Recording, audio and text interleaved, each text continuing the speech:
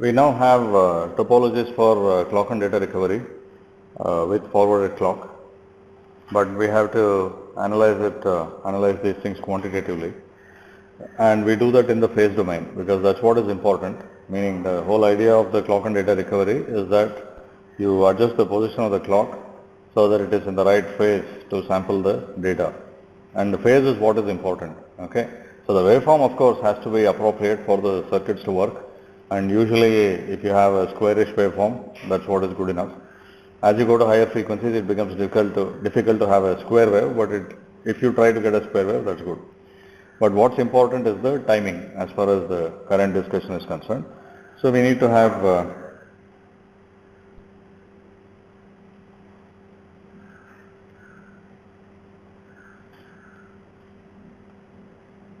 phase domain models for all of these things. So, and to be able to do this, we need to understand this phase in some depth.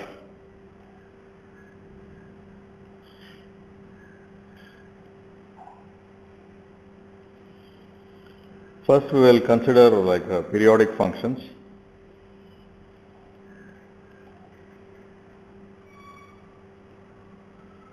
And let's say I use this as example, like let's say cos theta or sin theta, but it can be any function that is periodic with 2 pi. It will all the arguments that I make now will apply to that in the same way. Okay.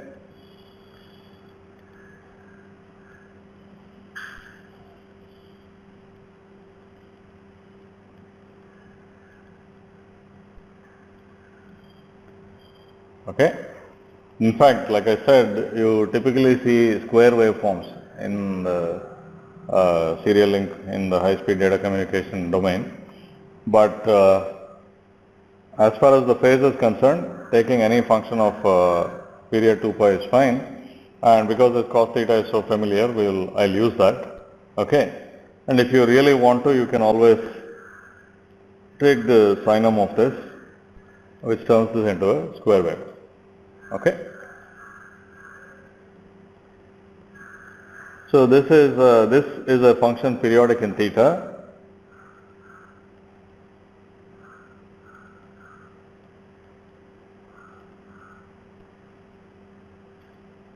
Right.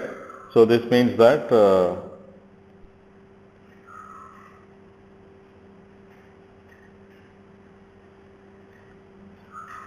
for any n, this is the definition of the cosine function, right?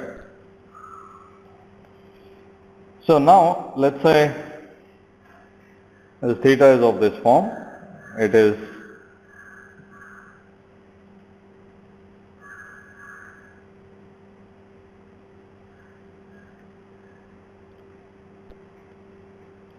let's say it is like this.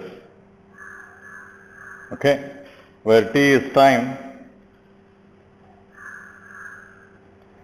and this theta is some proportionality constant omega naught times time. Okay. Then if you look at the same function, cos theta is cos 2 pi f naught t. So now this is a constant. Okay. Omega naught or f naught is a constant. So now this also becomes periodic in time. Okay.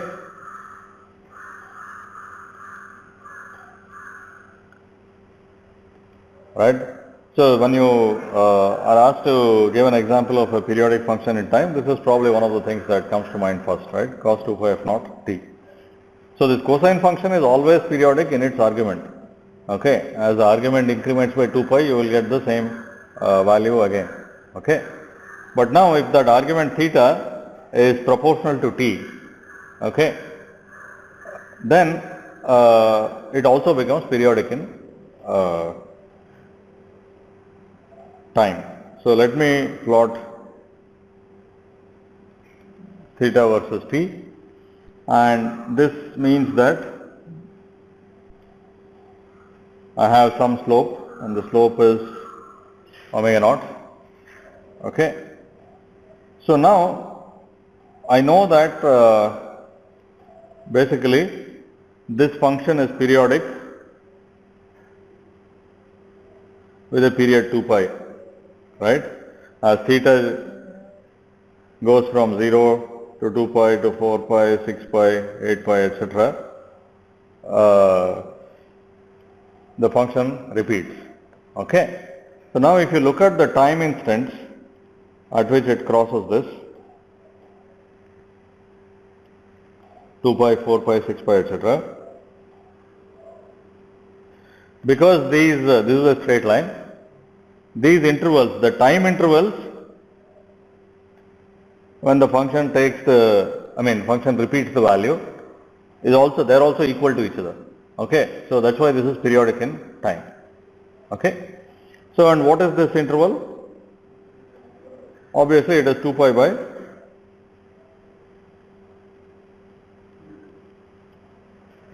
by omega naught or 1 by f naught.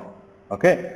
So if the phase is the phase theta, total phase theta is a linear, varies linearly with time, then the function is also periodic in time, and the period is 2 pi by omega naught or 1 by f naught. Okay. We will see why we are doing this so elaborately. It is something, it appears to be something quite simple, but okay. Is this fine? Now of course I can add an offset. So let's say it is some phi naught I have. Okay. Instead of theta being 2 pi f naught t, I have a constant offset. What happens then? So this will shift. Okay. So then also you see that when y-axis crosses integer multiples of 2 pi, it will separate these time intervals which are also equal. As long as this is a straight line, you will have equal intervals. So this also is periodic in time with the same period. Okay. Is this fine? Now if the slope changes, what happens?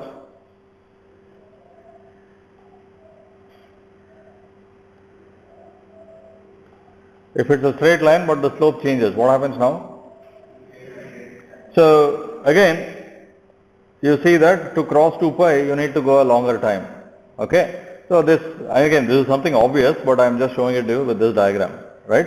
So a smaller slope means a smaller frequency. That means that it takes a longer time to complete this 2 pi radians. Okay. So this obviously has a longer period. So if you plot the total phase of a periodic signal versus time, it will be a straight line, and the slope is the frequency, the radian frequency. Okay.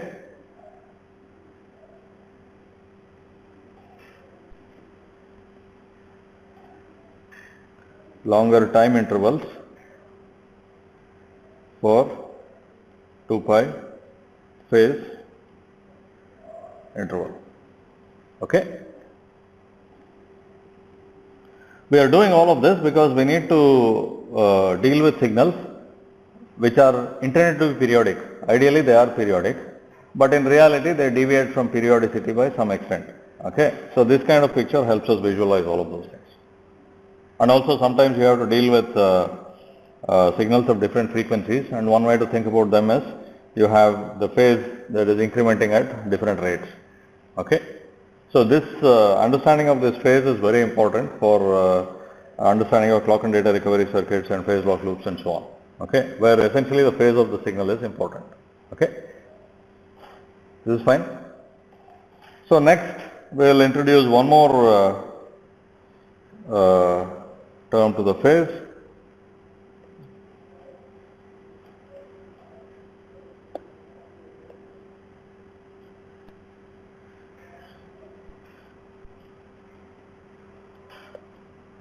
So let's say I now consider theta to be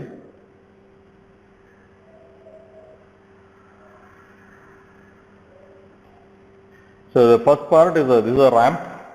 It just is related to the frequency, and then you have a phase offset which is just related to where it starts off. Okay. So it doesn't change this from being a straight line, but it changes the values at that instant, but it is still periodic. And then plus, let's say I have some other function of time, which is not linear obviously, because if it was linear, if it was a straight line, I would absorb it into this and change f naught. Okay. So for now, let's assume that all the straight line variation, the linear part is absorbed into this, the offset is here. So this phi of t, typically, I mean this is not necessarily true. Sometimes we take this phase, this is known as, this is the additional phase deviation. Okay. So this phase deviation doesn't necessarily have to eliminate all the straight line parts and so on. If it is, it means that the frequency has changed. But many cases we consider this to have zero mean. That is, the average frequency is captured here and the phase offset is captured here, and any deviation is in this one. Okay. So now let's say this phi of t, this is phi of t alone. Okay. It can be anything. Phi of t alone versus time, if I plot it, it may be something like this. Okay.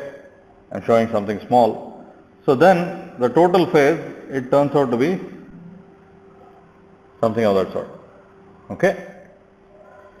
So again, this function is periodic when for theta with a period of 2 pi, right? So that means that when this theta crosses integer multiples of 2 pi, you finish one cycle. But now this is no longer periodic in time, because when this crosses 2 pi, first time you have this interval, and when it crosses 4 pi, you have a longer interval. When it crosses 6 pi, you may have a shorter interval, and so on. Okay. So, and because of this phase deviation, for every 2 pi increment of phase, you have a different time interval. So this is not periodic. Okay. So this is not periodic in time.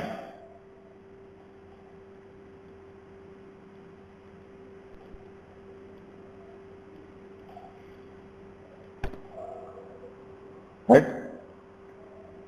So basically signal, I mean in fact the way I have drawn it, it's almost periodic, but then there are some small deviations from that. Okay. And this part can be called as phase deviation or phase noise if it refers to random quantities. Okay. Or sometimes in the modeling you have some frequency error or phase error, it corresponds to that, and so on. Okay. So if this phi of t, if this is a constant, then the result is still periodic with time. Okay, that just represents a phase offset. That's why I typically absorb it into this.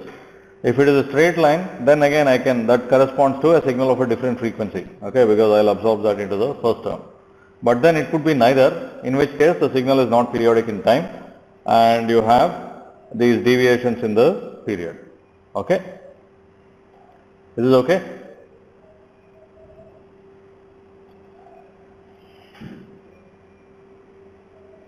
So now how are these things related to each other?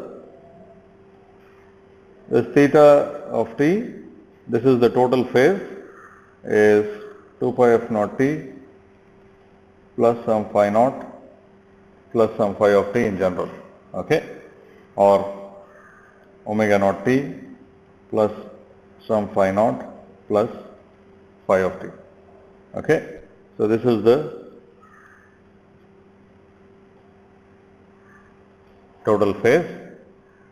Now if you differentiate this with respect to frequency, you will get omega naught and plus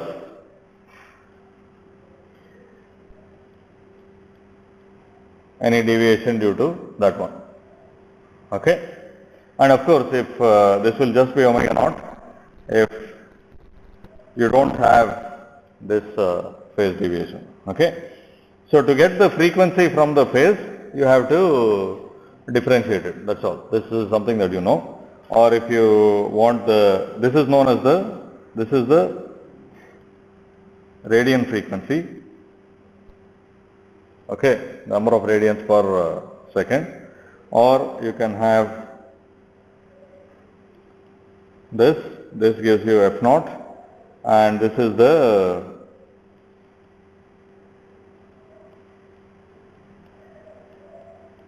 F naught if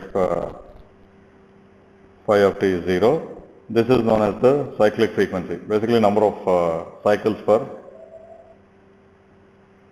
second. Okay.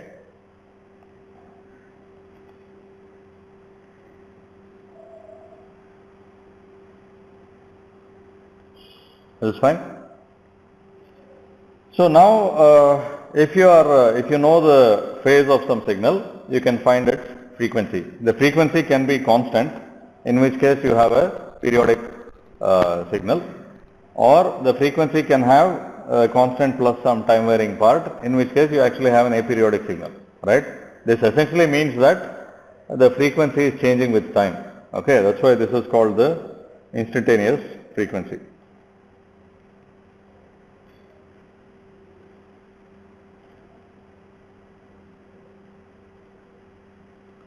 Okay. And also, if I assume that the average of d phi by dt is 0, that is averaged over time, so then this F naught will be the average frequency. Okay. So what is the average frequency? So what is frequency after all? It is the number of cycles per second. Okay. So now let's say you have 1 billion cycles per second.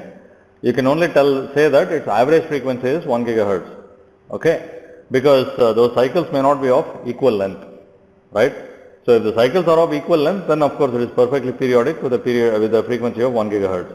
But if the cycles are not equal to each other, over 1 second period, the average frequency is 1 gigahertz, but the cycles could be varying with each other. Okay. So if this d phi by dt has 0 average, which is typically how it will be especially when we consider noise, then this F naught represents the average frequency, and this represents the frequency deviation. Okay. So this is the frequency deviation. So any of these measures could be used to represent the aperiodicity of the signal. Because if you have one, you will get the other. For instance, this we have already considered, right? This is the phase noise, essentially.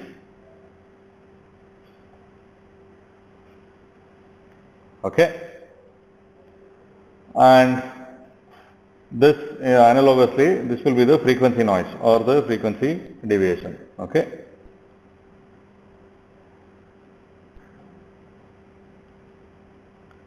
Sometimes it's called residual FM and things like that. Okay. They're all, they're not independent. They're all related to each other. Sometimes you specify phase noise, sometimes you specify frequency noise. Is this okay?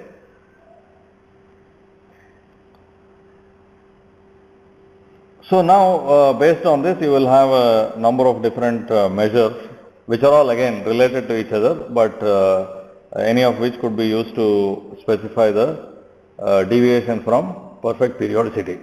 Okay. We have already seen phase noise, but all these other things can be also used. Okay.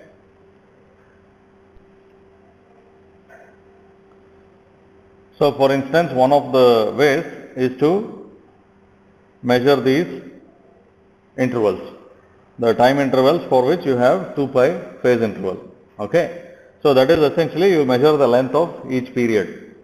Okay.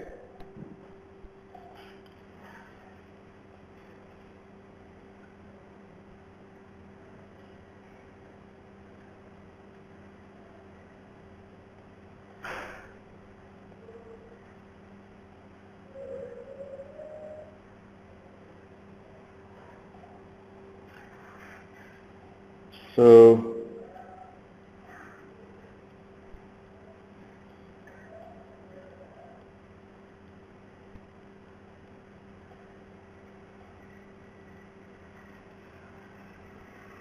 I will call it phase noise, although it may represent other kinds of frequency deviation. You may call them noise, you may not. And then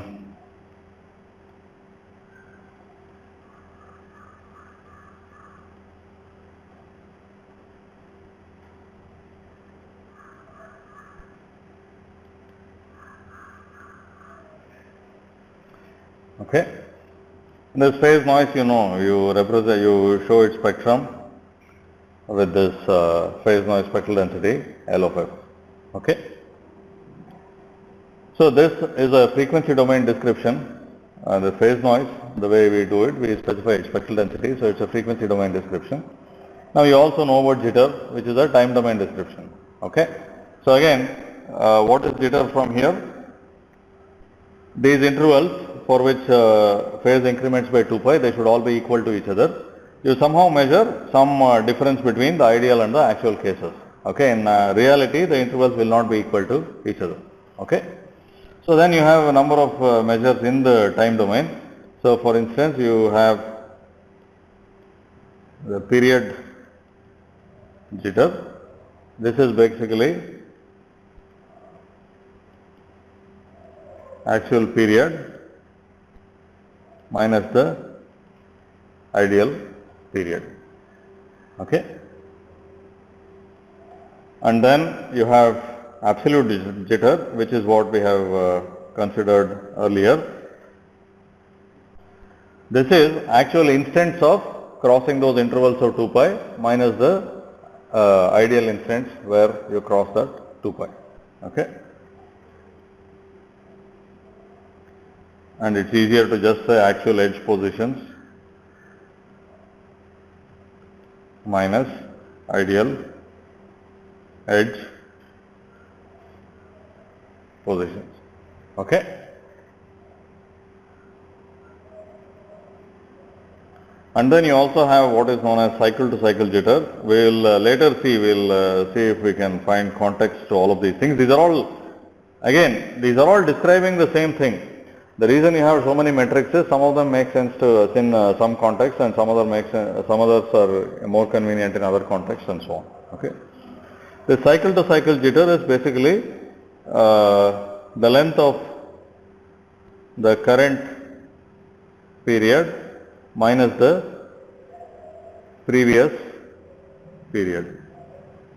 Okay. It's the first difference of the cycle length. Okay. Maybe this period is 1 nanosecond, the next period is 1 nanosecond plus 10 picosecond, then the cycle to cycle jitter is 10 picoseconds. Okay.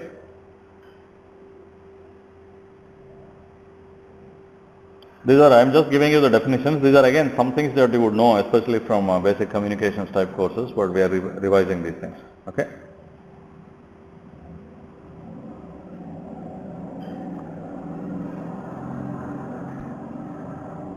Any questions here? Now one thing that we commonly do is to represent this phase, as I have done here, as a continuous time signal. That is, I have plotted theta of t where t is continuous, right? In reality, you can measure the phase of a signal only at the transitions. That is, you have to mark off some value and you have to see when the signal crosses that value. Like for instance, you have a sinusoid and you see when it crosses 0. Okay, maybe in the right, you can take either only one direction or both directions. But let's say you take only one direction, then the distance between them will be the period, right? So phase is inherently a sampled quantity because of this, right? So you can measure the phase only by looking at the position of the edges. But for a lot of analysis, it is convenient to think of this phi or theta as a function of continuous time. Okay, so that's what we will do. But sometimes you may have to use samples of this to look at what is happening at the point of interest. Okay, so what you really want is essentially the ideal edge position is here. Okay, and the actual edge position is there. You just want to know the phase deviation, right? Is it okay?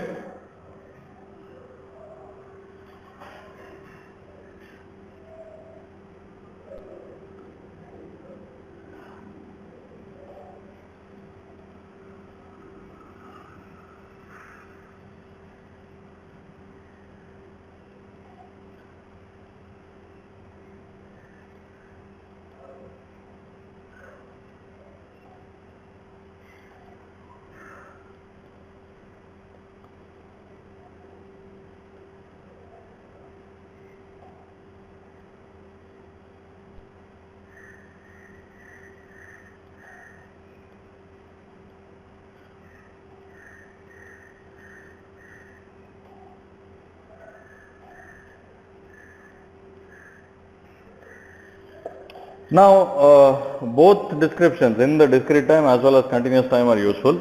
Continuous time is easier to use and analyze, and it's usually valid when you are dealing with frequencies much smaller than the sampling rate.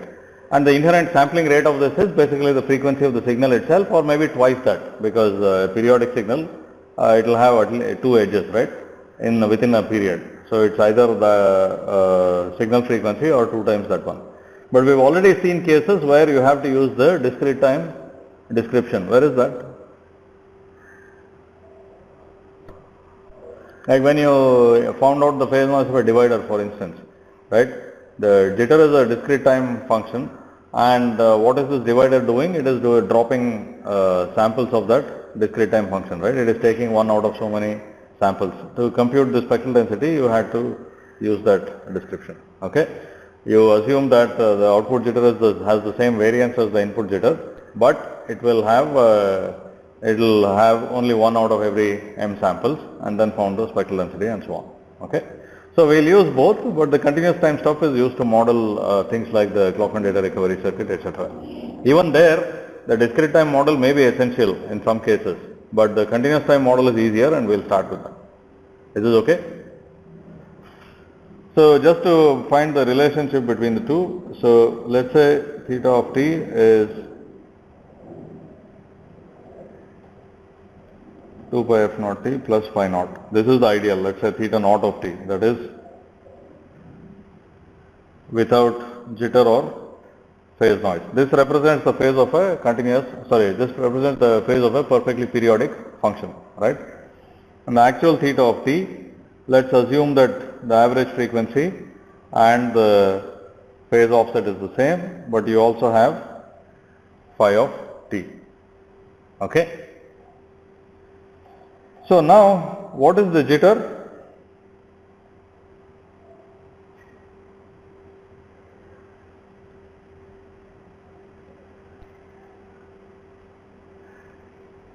If you want samples of the jitter, how do you get it from this?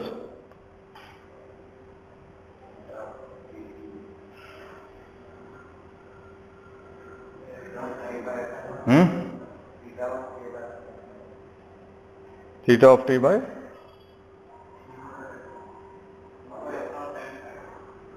Two pi f naught times? No, this is phi of? What is kT? When do you have to look at what are the sampling instants now? K by f naught.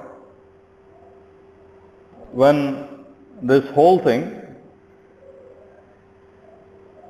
this is equal to k times 2 pi, right? That's when you have basically the zero crossings, right? Rather, okay, it depends on whether it's a sine or a cos. So if it is sine of this theta naught of t, then it will have zero crossings at this. Actually k times pi. If it is cos, you will have plus pi by 2. Okay? So you have to find out when the ideal zero crossings are, okay, and find the value of this at that zero crossing. So what I am trying to say here is the following, right?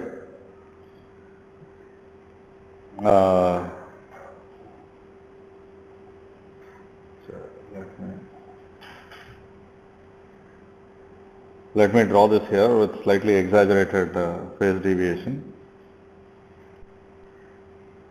This just represents 2 pi f naught t, okay? And then let's say this represents 2 pi f naught t plus the phase noise, okay? I have of course exaggerated the phase deviations here. And these are 2 pi, 4 pi, 6 pi, 8 pi and so on. So now you have to do this many times. So this is the ideal instant, that is the actual instant, and this is the jitter. Okay? So what you have to do is you have to find out when this function crosses integer multiples of 2 pi, when this other function crosses integer multiples of 2 pi, and then find the difference between those instants. Of course, solving for that is very difficult. To find when this The first one is easy, but to find when the second one crosses integer multiples of 2 pi is difficult. But of course, when jitter is small, essentially what you do is the following.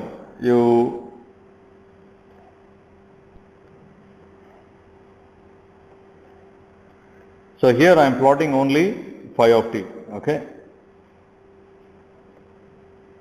So phi of t, this is just phi of t, okay.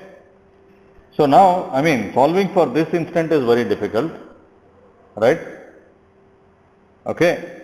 So what you do is the following, and this works as long as the jitter is small and it has some limited bandwidth, so that basically over that small deviation it doesn't change by too much.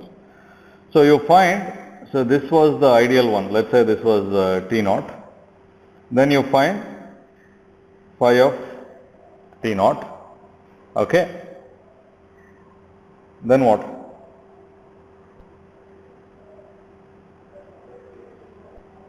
That is the phase at this instant. How do you find the jitter now?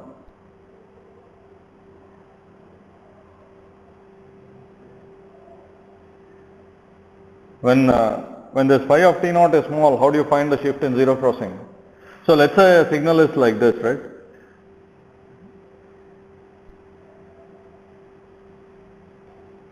The phase was marching off like this and it crosses 2 pi at this instant, okay. And then let's say I add a constant to it. For now you assume that I have added a constant. So the result will be something like that. So how much is this deviation? Huh? How much is the horizontal deviation? What's that? Yeah, that divided by the slope. Okay, this works only as long as over that deviation that you calculate, the phase itself hasn't changed much. Because I mean the way I have shown it, that's not the case, right? I have shown a very large deviation to be able to draw it. But when the jitter is small, basically this jitter equals the phase sampled at T naught divided by the slope 2 pi f naught, right? Is this clear? So this works only as long as, I mean, over that interval which is the jitter, which is the displacement, the phase hasn't changed much. And for small jitter, this works out fine, okay, because if you have, let's say, 1 picosecond of jitter, your phase hasn't changed all that much by that 1 picosecond. That is the continuous time model of the phase. What I am trying to say is that if once you have this phase deviation, what you have is not a periodic signal in time at all, okay. In fact, the values of phi that are of interest are non-uniformly sampled. But if you uniformly sample it at the ideal zero crossing instance and divided by the slope, you will get the deviation. This is a very commonly done thing. I mean, this may be a point of confusion, that's why I am mentioning this. Okay. So tau of k is basically phi of there may be some phase offset here, okay, or time offset, but it is integer multiples of T naught, where T naught is the period of the signal, where T offset represents, I mean, T offset is the offset to adjust for the phase of the signal, whether it is cos or sine or something else, okay, divided by 2 pi f naught. Yeah. It could be random, yeah.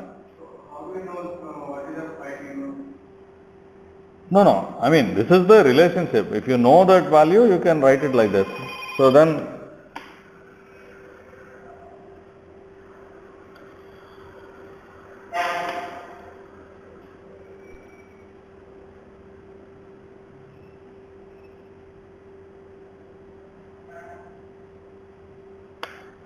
if you know the value, you can write it. Otherwise, you have to use statistical measures. If this is noise and phi is random, this jitter also will be random, that's all. Okay? Is this fine? So this is the relationship between different quantities. Now we will try to model the CDR, basically the clock and data recovery circuit, get the incremental model of it, and then see how, I mean, and from there we can calculate everything, like what the different values should be and how the phase noise or noise in different components affect the jitter, etc. Okay? Any questions here? I think everything that I said so far is probably familiar to you from communication systems, etc. courses. And then, this is just a refresher, and then we'll be using this heavily for modeling clock and data recovery circuits and phase lock loops. Okay.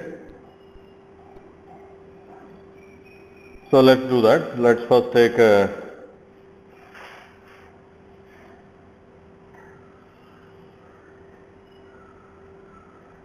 I'll take a linear phase detector,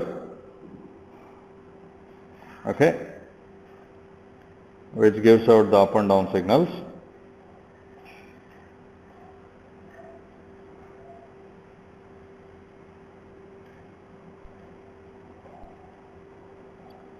We know that basically if there is a phase difference between data and clock,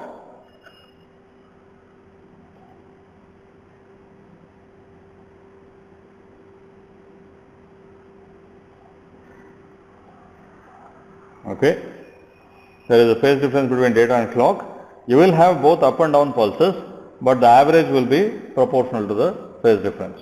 Okay.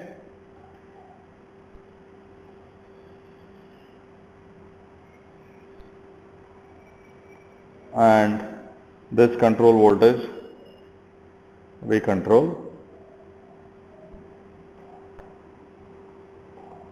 that one,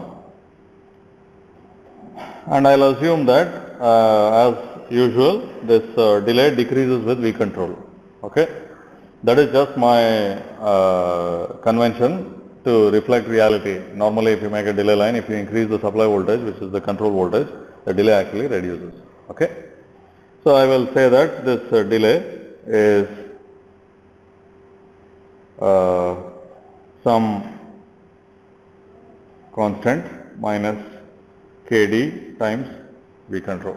Okay, so that is the delay versus V control falls like that with a slope of Kd. Okay, is this fine?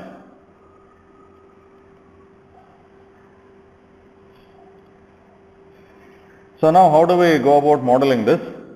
First of all, one thing I have to mention is, so far I have considered periodic, I showed periodic signals and its phase, right? We discussed that. Now what happens when you have random signals like data?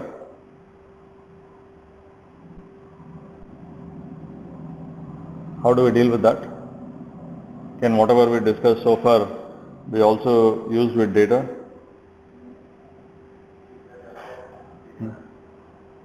So essentially, each period of the data, each symbol interval also should be constant, right?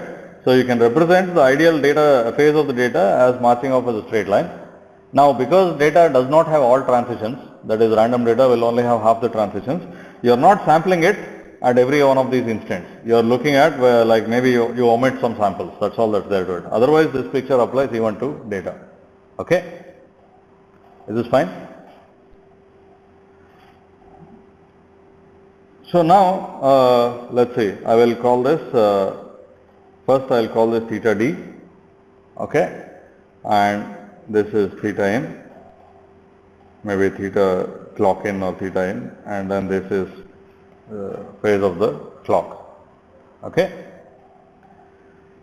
Now at the operating point, right, that is when this whole thing stabilizes, let's assume that it stabilizes correctly.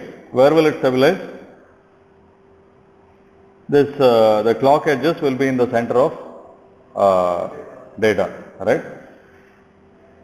So ideal, and you can for now assume data to be like an alternating signal, that is it's actually a periodic signal, 1010 signal. Okay.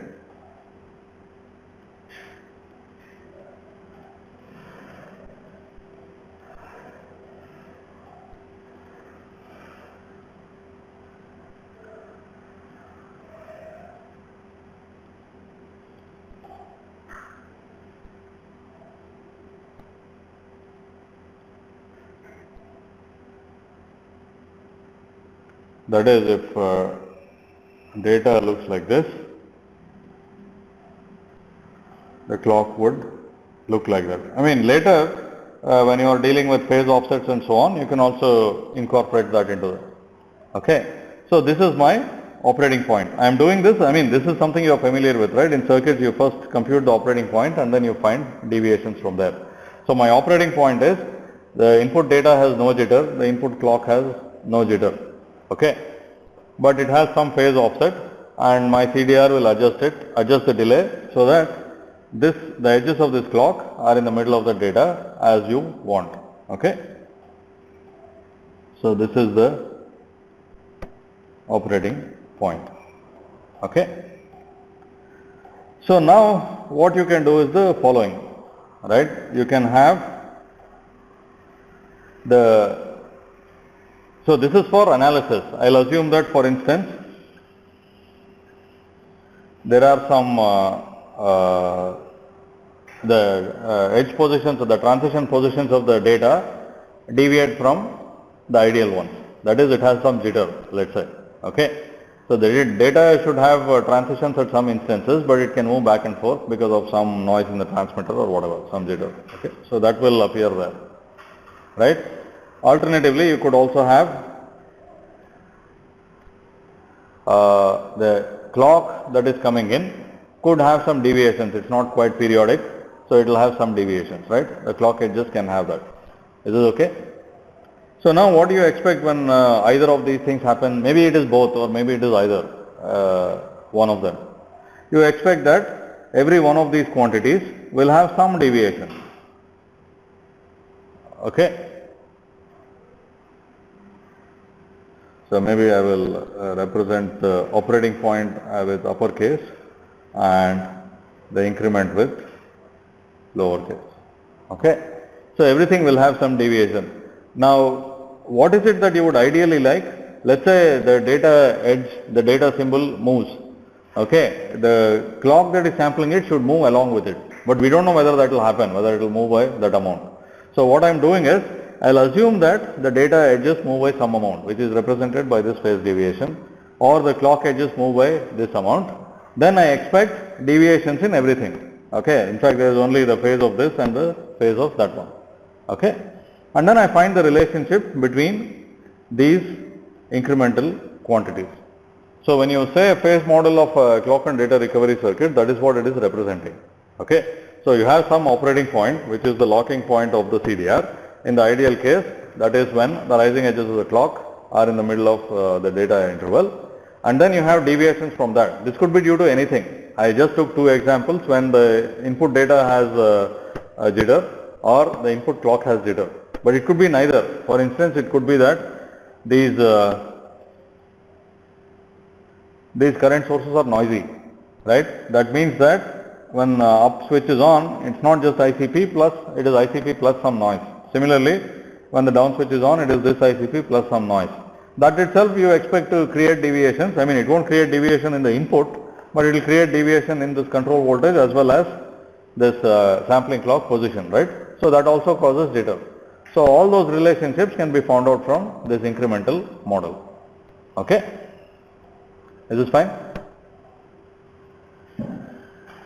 So how do you do that? All you have to do is to mark every quantity in the picture, right? And then take only the increments and see the relationships between them. Okay? So ideally, what is the current that is flowing here? The average current that is flowing there, flowing out of the charge pump. At the ideal operating point, what is the average current flowing out of the charge pump? 0. I mean, that is why it is the operating point, right? Because the average here is 0, V control is a constant. If the average was not 0, it would keep ramping up or down. So this is ideally 0, and then you expect that it will also have some increment. Okay? So now what I have to do is I just have to represent the relationship. I mean, basically like what you do when you have a circuit. You have a transistor, you have a resistor, you have a number of other components. And when you have increment in VGS and VDS, you have an increment in the current.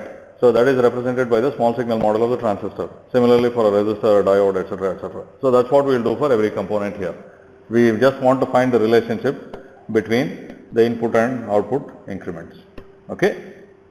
So the reason I am emphasizing this is sometimes it's not clear the phase model of the clock and data recovery circuit or the phase lock loop is given, but it's not clear what it is modeling. What it's modeling is it has some operating point and over that you have the increment.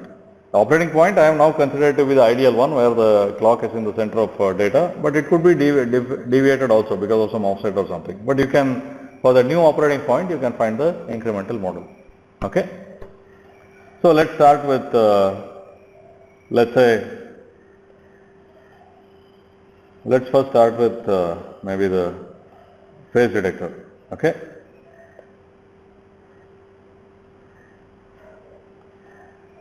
Phase detector, okay. Yeah, we can take the model of these two together, for instance, right? The inputs to that are this lowercase phi d and phi ck, and the output is this ICP. What is the relationship between these? ICP is the this current that is shown here is the average current. I am not interested in the instantaneous current, right? Because it's the average current, that's a measure of the phase. The instantaneous current I can add it later as an increment. Okay. So what is the relationship between phi d and phi ck, which are the inputs, and ICP?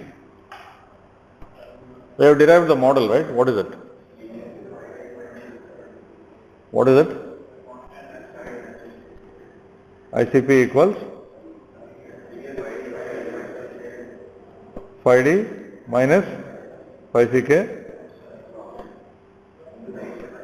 multiplied by 2 pi divided by 2 pi. That's it. Times ICP. Obviously, the dimensions also have to be correct. So this is what it is, right? So what is this? If I had to draw a block diagram for this, it would be phi d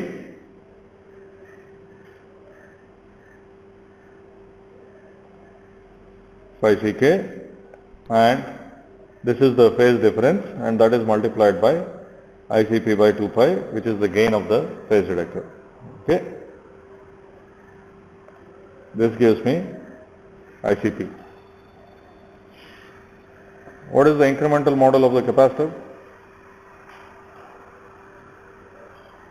What is the incremental model of capacitor? Capacitor itself. I mean, any linear element, its model is itself, right? Okay. You can write it like this, or you can show it as ICP as input and 1 by SC as the transfer function, and the control voltage as the output. Either one is the same thing. I mean, it will be obvious which is which. Okay. So if I show this as a current, then if I show it as sort of signal flow block diagram, it will just be ICP followed by a transfer function. Okay. What is the model of this delay line? So again, what I have is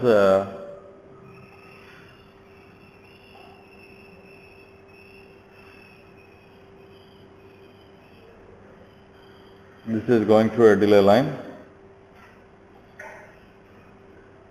Okay, and the output is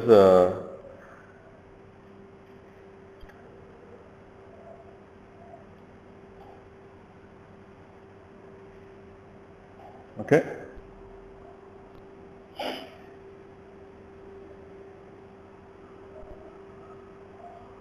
So what is the model for this? So first of all, what is the relationship between these two?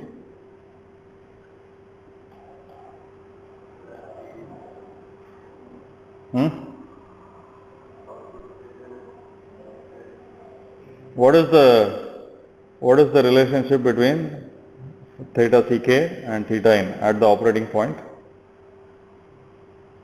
What happens when you delay? What happens to the phase? Huh?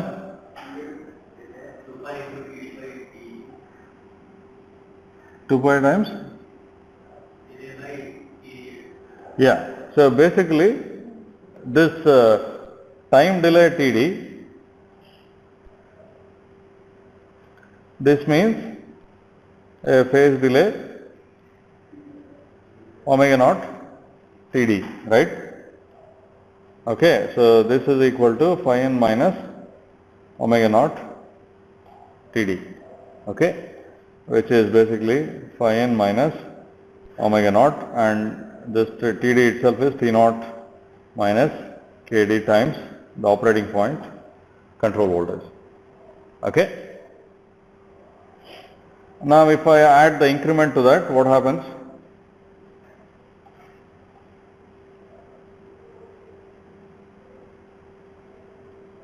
It is again the same thing. I have this is theta Ck, this is phi n, and now this will be this minus again omega naught Td, right? And now Td is omega naught T naught minus Kd times the operating point V control minus Kd times the incremental V control. Okay. So if I take the relationship between only the incremental quantities, I will have phi n minus omega naught, plus omega naught Kd V control. Is this okay? I mean, please derive this yourself. I don't know, from your reactions I am unable to tell whether you are able to understand everything or nothing. Okay. So all I am doing is the same thing. I wrote the operating point equation, I wrote operating point plus increment, I subtracted one from the other to get the relationship between only the increments. Okay, so that's why the operating point that we control, all those things go away. I am only interested in the increment. The operating point we control, that is the operating point we control required to set the clock in the middle of the data. It could be half a volt, it could be 200 millivolts, whatever. That's not relevant. Only the increment is what appears in the model. So how does this come out now? So this phi Ck will be